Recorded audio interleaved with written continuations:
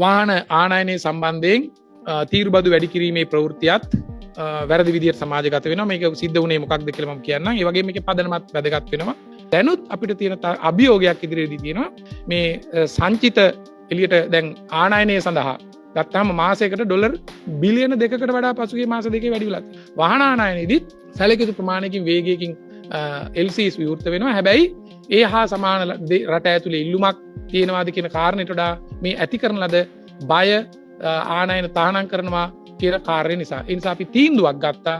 ඒ තීන්දුව පවා හරියටම ඒ මොකද්ද තීන්දුව කියන එක පොදු මහ ජනතාවට පොදුවේ තොරතුරක් විදිහට තමයි ඊයේ ආවේ. කිසි කෙනෙකුට ඊට කලින් ඒ තොරතුරු පාවිච්චි කරලා අනවශ්‍ය ලාභ ප්‍රයෝජන ගන්න ඉඩ කඩක් ලැබුණේ නැහැ.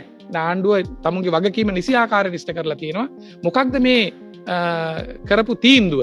මේ තීන්දුවේදී කරන්නේ පුද්ගලික පරිහරණය සඳහා භාවිත කරන වාහන ආනයනය කිරීමේදී මාස 3ක කාල සීමාව සඳහා අපි බදු වැඩි කරනවා. ඒ අරමුණ බවට පත් වෙන්නේ ඒ මාස 3ක කාල සීමාව සඳහා පුද්ගලික පරිහරණය කරන වාහන ආනයනය කිරීම ඔබට පුළුවන් නම් ප්‍රමා කරන්න කියන පණිවිඩය මේ දෙන්නේ. වාහන මිල වැඩි කිරීම නෙවෙයි. එතකොට නමුත් ඒතෙන්දිම අපි තහනම් කරා නම් මොකද වෙන්නේ? අත්‍යවශ්‍යම කෙනෙකුට වාහනේ ගෙන්න ගන්න බැරුව යනවා. ඒ නිසා අපි අත්‍යවශ්‍යම කෙනාට වාහනේ ගෙන්නන්න ඉඩ හරින ගමන්ම අර්බුදකාරී තත්වයකට මේ ප්‍රශ්නය යයි කියන තත්ත්වයේදී ඔහුට වැඩි මිලක් ගෙන ඒක තමයි මූල කළමනාකරණ ක්‍රමවේදය. මොකක්ද අපි පැනෙව්වේ? දැනට වාහන ආනයනය කිරීමේදී තියෙන තීරුබද්ද 30%යි. ඒ 100% 150ක්. ඒතර 130% 150 කියලා කියන්නේ 15%යි වැඩි වෙන්නේ. හැබැයි මේක දැනුවත්වම කවුද මේක කරන්න කියලා දැන 150කින් වාහන බදු වැඩි කරනවායි කියලා මතයක් වෙනවා. ඒ නිසා 150කින් වාහන මිල ඉහළ යනවා කියලා සම්පූර්ණ මිත්‍යාවක් එහෙම වෙන්නේ නැහැ. මෙතන වැඩි වුණත් වැඩි වෙන්නේ 15%කින්. ඒ වැඩිවීමත් සිද්ධ වෙන්නේ කාට හෝ තමුන්ගේ පෞද්ගලික පරිභෝජනයේ මාස 3කට කල් දරාගෙන ඉන්න බැරි අය විතරක් මේක ගෙවන්න සිද්ධ වෙනවා. ඒ නිසා ඒක පොදුවේ වෙළඳපොලේ මිලට බලපාන්නේ නැහැ. ඔබ රැවටෙන්න එපා. වෙළඳපොළ තුල මේ 150කින් දැන් වාහන මිල ඉහළ යනවා. ඒ නිසා ටක් ටක් ගාලා ගන්න ඕන කියලා මේ විලඳාම් ඒ වෙළඳ උපක්‍රම වෙළඳපොළ ඇතුලේ තියෙනවා. අපි සමාජයක් හරිතැනට පරිවර්තනය කරන්නම්.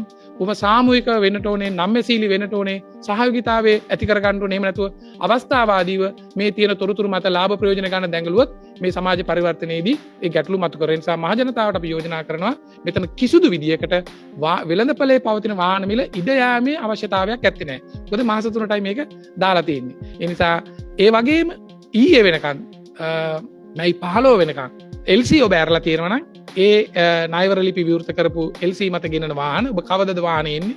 සමහරට මාස එකක් දෙකක් යන්න පුළුවන්, 3ක් යන්නත් පුළුවන්. කිසි ගැටලුවක් වෙන්නේ නැහැ. ඒ වාහන වලට කලින් තිබිච්ච බදු අනුපාතයමයි අදාළ වෙන්නේ. මයි 15 පස්සේ විවෘත කරන LC වලට තමයි මේ අලුත් බදු පනුවාතය අන්තර්ගත වෙන්නේ. නිසා කාට හරි මේක හරියට පැහැදිලිව අවබෝධ කරගෙන බැලුවොත් තේරෙනවා මේ තීන්දුව අරන් තියෙන්නේ හේතු දෙකක් නිසා. එකක් තමයි මේ අනවශ්‍ය කලබලකාරීත්වය සමාජයේ ඇති කරලා විදේශ විනිමය අනුපාතයට කරන අනවශ්‍ය තෙරපුම සඳහා පාලන ක්‍රමවේදයක්. අනෙක් පැත්තෙන් අපි මේ මූල්‍ය කළමනාකරණය පාලනය කරගෙන ස්ථාවරත්වයෙන් ඔබට ගිහිලා රට පරිවර්තනය කිරීමේ ක්‍රියාවලියට ඒ සංචිත ගොඩනගා ගැනීමත් අනවශ්‍ය විදිය ආනයන කිරීමට විශේෂයෙන්ම වාහන ආනයනය කිරීමට යන තත්ත්වය කෙටි කාලෙකට පාලනය කරලා බලන යනතුව තමයි මේ මාස 3ක කාලයට අපි යොදලා තියෙන්නේ. ඒදිත් සුළු වාහන මෝටර් සයිකල්, එතකොට 3 wheelers, ඒ වගේම වාණිජ කටයුතු වලට යොදා ගන්න කිසිදු වාහනයකට මේක අදාළ වෙන්නේ නැහැ. තාමත්ම විද්‍යාත්මකව හිතලා කරපු තීන්දුවක්.